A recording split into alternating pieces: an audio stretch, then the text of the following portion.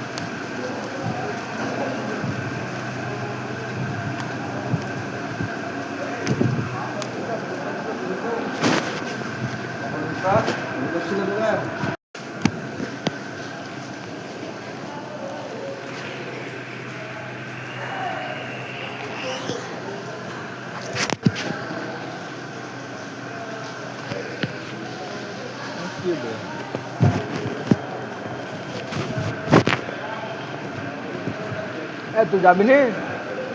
ও পাইছ না আর কেন কোথাটাই হচ্ছে, তাহলে আমিও থাকবো তো।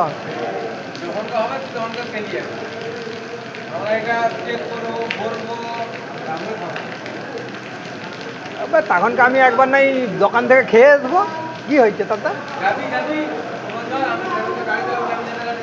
কোথাকা? তাতারপুর তো সামনে দেখা যাচ্ছে তো।